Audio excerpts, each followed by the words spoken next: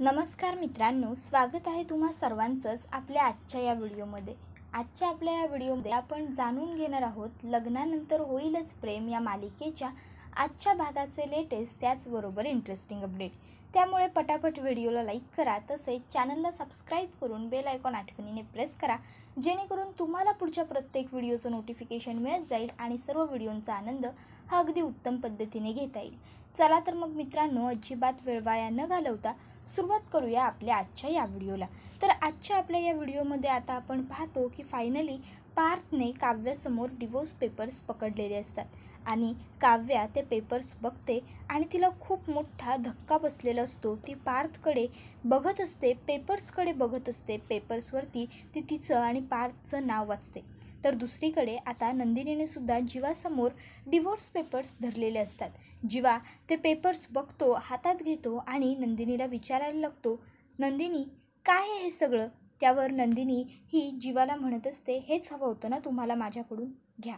तर दुसरीकडे पार्थ हा काव्याला म्हणत असतो, काव्या, नवरा म्हणून तुम्हाला प्रत्येक सुख, तुम्ही प्रत्येक मागितलेली गोष्ट मी तुम्हाला देईन, अर्थात जोपर्यंत आपण नवरा बायको आहोत तोपर्यंत, असं मी ठरवलं होतं. आणि त्याचीच ही सुरुवात आहे. आपल्या लग्नाला 1 महिना पूर्ण झाला, पण तुम्ही आजपर्यंत माझ्याकडे ना कोणती इच्छा व्यक्त केली, ना कोणता हट्ट केला, ना कोणती मागणी केली, काहीच नाही. पण तुम्हाला जे हवं होतं ते मी तुमच्यासाठी आणलं आहे, हे घ्या. हेच हवं होतं ना तुम्हाला, डिवोर्स पेपर्स. त्याबरोबर आता मात्र काव्या ही काहीच बोलत नसते. तर पार्थ म्हणत असतो, घ्या काव्या. त्याबरोबर काव्या ते पेपर्स हातात घेते. तर दुसरीकडे जीवा हा नंदिनीला विचारत असतो, नंदिनी काय आहे सगळं, काय प्रकार आहे हा? त्यावर नंदिनी म्हणत असते, जीवा हो असं काय करताय? हेच हवं होतं ना तुम्हाला माझ्याकडून. तुम्हाला माझ्या परीने मोकळं करण्याची ही मी पहिली पायरी उचलली आहे. हे घ्या डिवोर्स पेपर्स, याच्यावरती तुम्ही सह्या करा. खरं तर माझंच चुकलं. काय झालं ना, त्या दिवशी मी जेव्हा संकटात होते त्यावेळेस तुम्ही माझी बाजू घेतली, ठामपणे माझ्या पाठीशी उभं राहिलात. त्या पोलिसांना सांगितलं की ही माझी बायको आहे. त्यावेळेस माझा गैरसमज झाला आणि त्यामुळे मला सुखी ठेवण्याचं, खुश ठेवण्याचं बर्डन मी तुमच्यावरती दिलं. मला असं वाटत गेलं की तुम्ही मला खुश ठेवाल. खरं तर ती माझी चूक होती. आपलं हसणं, आपलं फुलणं आपण दुसऱ्या कोणाच्या हातात दिलंच नाही पाहिजे, बरोबर ना? हे घ्या, तुम्हाला जे हवं आहे ते मी आणलं आहे. आता पुन्हा जर माझ्या आनंद निवासमध्ये जरी अशी केस आली ना, तर मी त्या मुलींनासुद्धा नक्की सांगेन, आपण आपलं हसणं कधीच कोणाच्याच ताब्यात द्यायचं नाही. ते आपण आपलं ठरवायचं असतं. त्यामुळे मी आता ठरवलं आहे, मी तुम्हाला मोकळं करेन. आणि तसंही राहिला प्रश्न लग्नात दिलेल्या वचनांचा, तर ती वचनं गुरुजींनी घेतली होती. आपण तर काय फक्त त्यावेळेस माना डोलावल्या होत्या हो. आणि मी ना कधी तुम्हाला त्या वचनं निभावण्याची सक्ती केली ना, तुम्ही ती कधी निभावली. त्यामुळे फरक असा काहीच पडत नाही. हे घ्या, सह्या करा तुम्ही यांच्यावरती. असं म्हणत नंदिनी आता जीवाकडे रडत बघत असते. तर दुसरीकडे आता पार्थ हा सुद्धा काव्याला म्हणत असतो, काव्या हे घ्या, सह्या करा याच्यावरती.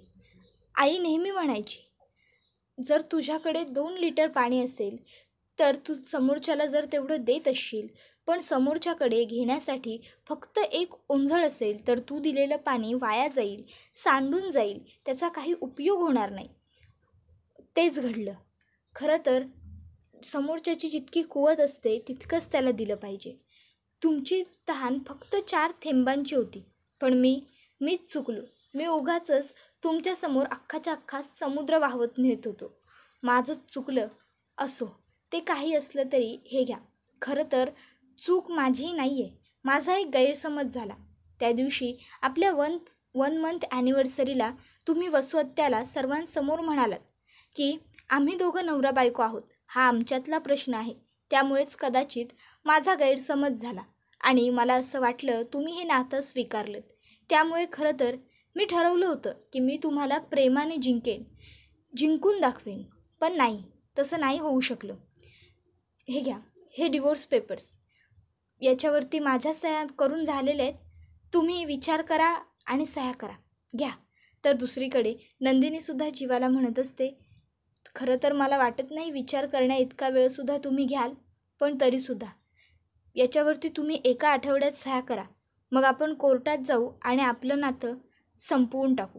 तर दुसरीकडे पार्थसुद्धा काव्याला हेच सांगत असतो. तुमच्या सह्या करून झाल्या की मग एका आठवड्याभरात आपण कोर्टात जाऊ आणि आपलं हे नातं कायमचं संपवून टाकू. आता हे ऐकून काव्या पार्थकडे बघतच राहते. तर पार्थ म्हणत असतो, सह्या करा तुम्ही, येतो मी. आणि मग आता पार्थ हा तिकडनं निघून जायला लागतो आणि जाताना तो काव्याला एक शब्द बोलून जातो. आता यापुढे कोणीच म्हणणार नाही, लग्नानंतर होईलच प्रेम. तर काव्या ही पार्थकडे बघतच राहते. तर दुसरीकडे नंदिनीसुद्धा तिकडनं निघून चाललेली असते आणि तीसुद्धा जाताना जीवाला सेम शब्द बोलून जाते. आता कोणीच म्हणणार नाही, लग्नानंतर होईलच प्रेम. आता दोघंही निघून गेलेले असतात. जीवा ते पेपर्स बघत असतो आणि त्याला नंदिनीने बोललेले शब्द आठवत असतात. हे घ्या, हेच हवं होतं ना तुम्हाला माझ्याकडून. हे मी तुम्हाला मोकळं करण्यासाठी उचललेलं पहिलं पाऊल आहे. आजपासून मी तुम्हाला मोकळं करते. मला वाटत नाही विचार करण्या इतका वेळ तरी तुम्ही घ्याल म्हणून, पण तरीसुद्धा विचार करा आणि या कागदांवरती सह्या करा. एकदा का तुमच्या सह्या झाल्या की मग आठवड्याभरात आपण कोर्टात जाऊ आणि आपलं हे नातं कायमचं संपवून टाकू. सप्तपदींचं काय हो, ते तर काय गुरुजींनी वचनं घेतली होती, आपण फक्त एकमेकांसमोर माना डोलावल्या. खरं तर माझंच चुकलं. मला सुखी ठेवण्याचं, आनंदी ठेवण्याचं बर्डन तुमच्यावरती आलं आणि त्यामुळे तुम्हाला त्रास झाला. आता ना मी माझ्या आनंद निवासमध्ये जरी अशी एखादी केस आली तर त्या मुलींनासुद्धा नक्की सांगेन, आपल्याला आनंदी ठेवण्याचं, आपल्याला सुखी ठेवण्याचं बर्डन आपण कोणावरही द्यायचं नाही. आपलं फुलणं कायम आपल्या हातात असलं पाहिजे. त्यामुळे आता मी सुद्धा ते विसरले होते, पण मला आठवलं आहे. त्यामुळे आता तुम्ही या कागदपत्रांवरती लवकरात लवकर सह्या करा. एकदा की तुमच्या सह्या झाल्या की मग एका आठवड्याभरात आपण डिवोर्स घेऊ. आता जीवाला सतत त्याच गोष्टी आठवायला लागतात. खरं तर आता जीवाला काय करावं काय नाही काही सुचत नसतं.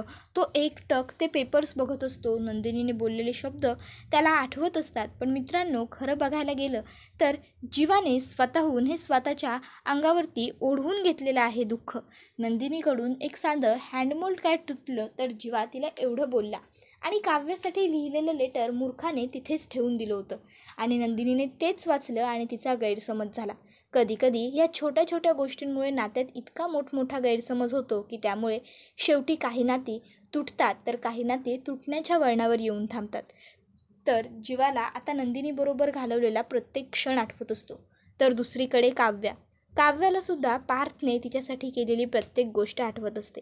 मग ती तिला वटपौर्णिमेचं महत्त्व सांगून तिच्याबरोबर पूजा करण्यापासून ते मी तुमचा चॉकलेट देणारा मित्र होऊ शकतो, मला मान्य आहे तुम्हाला मी मित्र म्हणून नको आहे पण मी कायम आहे हे सांगण्यापर्यंत सगळं तिला आठवत असतं. आणि आता तीसुद्धा एकटक त्या डिवोर्स पेपर्सकडे बघत असते. काव्यालासुद्धा काहीच कळत नसतं की आपण काय करावं, कसं रिॲक्ट व्हावं या सिच्युएशनवरती. त्यानंतर आता इथे काव्याने अनिशाला कॉल केलेला असतो आणि आता ती अनिशाला म्हणत असते, अनिशा अगं खूप मोठा प्रॉब्लेम झाला इथे. काल रात्री पार्थने स्वतः माझ्याकडे डिवोर्स पेपर्स आणले होते आणि ते स्वतः मला डिवोर्स देत आहेत असं म्हणत होते. त्याबरोबर हे ऐकून अनिशाला खूप मोठा धक्काच बसलेला असतो. अनिशा म्हणते, व्हॉट? पार्थ जीजूंनी डिवोर्स पेपर आणले होते, ते म्हणाले की तुला डिवोर्स देत आहेत. काव्य अगं हे कसं शक्य आहे? ते तुझ्यासाठी वेट पेस्ट्री घेऊन आले होते ना परवा तुझ्या घरी, मग अचानक डिवोर्स? पागल कुत्रा चावलाय की त्यांना की ते असं काहीतरी बोलतील. त्याबरोबर काव्या म्हणत असते, अनिशा थांब जरा, शांत हो, रिलॅक्स, ऐकून घेशील का माझं, मी काय सांगते ते पूर्ण एकदा. त्याबरोबर लगेचच अनिशा गप्प राहते आणि बोलते, बरं बोल, काय सांगतेस नेमकं, नीट सांग बरं मला काव्या, काय घडलंय ते. त्याबरोबर आता काव्या ही घडलेला सगळा प्रकार अनिशाला सांगायला सुरुवात करते. ती तिला सांगत असते की अगं काल घरून मामी येऊन गेले, त्यामुळे मी डिस्टर्ब झाले, माझी चिडचिड होत होती, मला कळत नव्हतं मी काय करू आणि म्हणूनच मी ते डिवोर्स लॉयर त्यांना कॉल केला आणि बरोबर ते डिवोर्स लॉयर पार्थच्या समोर बसले होते. त्यांनी माझं आणि त्या डिवोर्स लॉयरचं सगळं बोलणं ऐकलं आणि त्यामुळे ते खूप हर्ट झालेत, त्यांना वाईट वाटलं आणि त्यामुळे रात्री त्यांनी माझ्याकडे डिवोर्स पेपर्स आणले. पण मी खरं सांगते, मी इथे त्यांची माफी मागायलाच आले होते गं.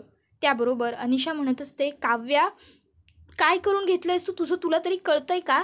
खरं तर ना काव्य तुला फटके दिले पाहिजे. अगं काय करून ठेवलंयस हे? किती हर्ट झाले असतील पार्थ जिजू, तुला माहिती आहे का? त्याबरोबर काव्या म्हणत असते, नाही कळत आहे मला अनिशा, मी आता काय करू? मी ना एक काम करते, मी सरळ जाते आणि पार्थना सॉरी म्हणून टाकते, त्यांची माफी मागते. अगं खरं तर मी रात्रीच हे करणार होते, पण रात्री त्यांनी माझ्यासमोर डिवोर्स पेपर्स धरले आणि त्यानंतर मी काही बोलूच नाही शकले गं. मी खरंच सांगते. त्याबरोबर लगेचच अनिशा म्हणते, काव्या आधी स्वतःच जखमा द्यायच्या आणि नंतर त्यातून रक्त भळाभळा वाहत गेलं की मग त्याच्यावरती तूप लावायचं, याला काय अर्थ आहे? आणि तू सॉरी म्हणायला आली आहेस म्हणजे तुला पार्थपासून डिवोर्स नको आहे? तुला नाही व्हायचं वेगळं त्यांच्यापासून? त्याबरोबर काव्या ही काहीच बोलत नसते. त्यावर अनिशा तिला म्हणत असते, काय विचारते मी काव्या, बोल ना. तुला नाही व्हायचं का वेगळं पार्थ जिजूंपासून? तुला नको आहे त्यांच्यापासून डिवोर्स? सांग ना. त्याबरोबर आता काव्या म्हणत असते, अनिशा पार्थ खूप चांगले आहेत, मला पार्थचा कधीच काहीच प्रॉब्लेम नव्हता. अगं इनफॅक्ट जर आम्ही कॉलेजमध्ये असताना किंवा क्लासेसमध्ये भेटलो असतो ना, तर आम्ही दोघांनी एकत्र खूप मजा केली असती, आम्ही खूप मस्ती केली असती. पण नवरा म्हणून मला नाही अडकायचं गं या लग्नात. त्याबरोबर अनिशा म्हणत असते, लग्न नको आहे म्हणजे ना तुला पार्थ जिजूंचा काहीच प्रॉब्लेम नाही आहे, तुला फक्त हे लग्न नको आहे. बरोबर बोलते ना मी काव्या? त्याबरोबर काव्या ही काहीच बोलत नसते. मला नाही कळत आहे काहीच अनिशा, हे एवढंच काव्याचं मत असतं. अनिशा तिला म्हणत असते, काव्या तुला ना जे हवं आहे ते तू कर, कारण काय आहे ना, तुला काहीही सांगणं चुकीचंच आहे. आता बघ, हे जे सॉरी म्हणायचं ठरवलं आहेस, किमान ते तरी जमतं आहे का तुला? आणि मग आता रागारागात अनिशा फोन कट करते. खरं बघायला गेलं ना मित्रांनो, तर आता अनिशाने जे काही केलं आहे ना, ते अतिशय योग्य आहे. कारण काय होतं ना, बऱ्याच वेळेस आपण काही व्यक्तींना अगदी घसा फोडून आरडाओरडा करून समजून सांगत असतो, प्रेमाने समजून सांगत असतो, पण तरीसुद्धा त्यांना ती गोष्ट समजत नसते. पण ज्यावेळेस आपण त्यांना थोडा वेळ समजवतो आणि नंतर म्हणतो ना की तुला तुझं काय करायचं आहे ते कर, मला काहीच सांगू नको, त्यावेळेस मात्र बरोबर ती लोक जे योग्य आहे तेच करतात. त्यामुळे आपण आपल्या डोक्याला जास्त ताण द्यायचा नाही. अशाच पद्धतीचं काहीतरी आता अनिशाने केलेलं आहे. तर दुसरीकडे मिथुन काका हा जीवाकडे आलेला असतो. घडलेला सर्व प्रकार आता जीवाने मिथुन काकाला सांगितलेला असतो. मिथुन काका जीवाला म्हणत असतो, जीवा अरे काय करून घेतलंयस हे, कळतंय का तुला तरी? अरे विचार कर, नंदिनीसारख्या मुलीने तुझ्यासमोर शेवटी हात टेकले. त्याबरोबर जीवा म्हणत असतो, काका अरे मग मी काय करू, तूच सांग मला, नाही सुचत आहे मला काय करायचं आहे ते, मला नंदिनी हवी आहे की काव्या? त्याबरोबर लगेचच मिथुन काका उठतो आणि दरवाजा बंद करतो आणि जीवाला म्हणत असतो, जीवा अरे काय करतोय तुझं? माईक आणून देऊ का तुला? माईकवरती ओरड ना. हां अरे कुणी ऐकलं जर त्या काव्याचं नाव तर केवढा मोठा प्रॉब्लेम होईल, तुला कळतंय का? आणि कशाला घ्यायचं आहे तुला तिचं नाव रे? हां काय ठरलं होतं आपलं फार्म हाऊसवरती? काय बोलणं झालं होतं की तू काव्याला कायमचं विसरणार, हो ना? मग आता कशाला पुन्हा काव्याचं नाव घेतोय? खरं तर ना तिचं नाव घेतल्याशिवाय तुझा दिवसच जात नाही, बरोबर ना? अरे जीवा तुला का कळत नाही आहे, नंदिनीसारखी मुलगी तुला शोधूनही सापडणार नाही. तुला खूप चांगली बायको मिळाली आहे रे, तिला जप. का उगाच त्या काव्याच्या मागे पडतोय? कळतंय का तुला मला काय सांगायचं आहे ते? उगाच त्या दिवशी तिला तू ते हँडमोल्डवरून एवढं बोलला, तिला बिचारीला वाईट वाटलं आणि म्हणून तिने हे पाऊल उचललं, समजतंय का तुला? त्याबरोबर जीवा म्हणत असतो, काका मी काय करू, मला काहीच नाही कळत आहे. आणि मग एवढं बोलून जीवा गप्प राहतो. काका जीवाला म्हणत असतो, जीवा अरे असा गप्प नको बसूस बाबा, मी इथं तुझ्याबरोबर एवढं बोलतोय आणि तू काहीच बोलत नाही आहेस. त्या दिवशीसुद्धा तू हेच केलंस, तू गप्प राहिलास आणि त्यामुळे तू काव्याला कायमची तुझ्या आयुष्यातून गमावलीस. आणि आजही जर तू तेच केलंस ना, आज जर तू गप्प राहिलास ना, तर नंदिनीलासुद्धा तू कायमची गमावशील. पण जीवा असं नको करूस, नंदिनीला तुझ्या आयुष्यातून लांब जाऊ देऊ नकोस. वाटेल ते कर, जे हवं ते कर. तिच्यासमोर लोटांगण घाल, तिच्या पाया पड, तिच्यासमोर उपडी झोपायला येत नसेल तर उभा राहा, बस तिच्यासमोर आणि तिला समजावून सांग की बाई मी तुझा विचार करतोय, प्लीज तू असं काहीतरी करू नकोस. त्यावर लगेचच आता जीवा म्हणत असतो, मी तिला कितीही समजावलं तरी ती माझं काही ऐकून घेणार नाही आहे काका. त्यावर काका म्हणत असतो, हो का? असं कितीदा समजावलं आहेस रे तू तिला की तिने तुझं काही ऐकून घेतलेलं नाही आहे? तू सांग ना तिला की तू तिचा विचार करतोयस म्हणून. त्याबरोबर जीवा म्हणत असतो, अरे काका कसं सांगू, पण मी कसं सांगू, कसं सांग ना, नाही करत आहे मी तिचा विचार. आणि ही गोष्ट तिला माझ्या बॉडी लँग्वेजमधून समजते का कळत नाही आहे तुला मी काय सांगतोय ते. आता खरं बघायला गेलं तर जीवा जे बोलतोय ते योग्य आहे. नंदिनीला त्याच्या बॉडी लँग्वेजवरून सहज कळू शकतं की त्याचं तिच्यावर प्रेम नाही आहे. ज्यावेळेस आपण एखाद्या व्यक्तीवर मनापासून प्रेम करायला लागतो ना मित्रांनो, त्यावेळेस खरोखर आपल्याला त्या व्यक्तीच्या मनात काय आहे हे त्याने न सांगता त्याच्या चेहऱ्यावरती बघूनच कळायला लागतं. आता जीवाने जरी नंदिनीवरती मनापासून प्रेम केलेलं नसलं तरी नंदिनीने मात्र फक्त जीवावरती प्रेम करायला सुरुवात केली. त्यामुळे जीवाच्या मनात काय आहे हे जीवाने न सांगतासुद्धा नंदिनीला कळणं अगदीच स्वाभाविक आहे. आणि त्यामुळेच जीवा आता हे काकाला सांगतोय की नंदिनीला कळतं आहे माझ्या बॉडी लँग्वेजमधून हे सगळं. तर दुसरीकडे काव्या ही मात्र खूप कन्फ्यूज झालेली असते आपण काय करायचं आणि काय नाही. यामध्ये आता तिने एक खूप मोठा निर्णय घेतलेला असतो आणि तो म्हणजे असा की ती पार्थला तिच्या पास्टबद्दल सगळं सत्य सांगणार. आता संध्याकाळी पार्थ हा ऑफिसवरून घरी आलेला असतो. काव्या पार्थचीच वाट बघत असते. पार्थ रूममध्ये आल्या आल्या काव्या पार्थला म्हणते, पार्थ मला तुमच्याशी महत्त्वाचं बोलायचं आहे. आता कालच आपण काव्याच्या हातात डिवोर्स पेपर्स दिलेत, मग आज कसं बोलायचं या विचाराने पार्थ खाली बघत असतो. काव्या पार्थला म्हणत असते, पार्थ मला तुम्हाला माझा पास्ट सांगायचं आहे. त्याबरोबर मात्र आता पार्थ हा काव्याकडे बघत असतो. तर दुसरीकडे नंदिनी ही सुद्धा किचनमध्ये तिचं काम करत असते. इतक्यात त्या ठिकाणी जीवा आलेला असतो.